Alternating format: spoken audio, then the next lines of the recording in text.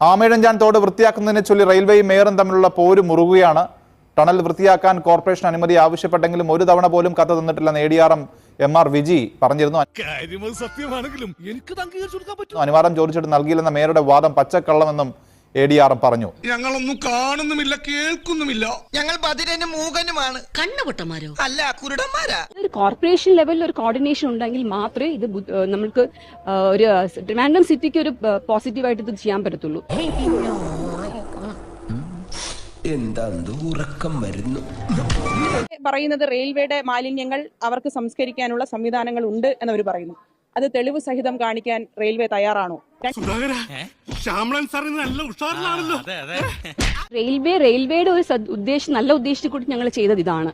അപ്പോൾ ഇതൊരു കോർപ്പറേഷൻ ലെവലിൽ ഒരു കോർഡിനേഷൻ ഉണ്ടെങ്കിൽ മാത്രമേ ഇത് നമുക്ക് ഒരു ട്രിവാൻഡ്രം സിറ്റിക്ക് ഒരു പോസിറ്റീവായിട്ട് ഇത് ചെയ്യാൻ പറ്റത്തുള്ളൂ.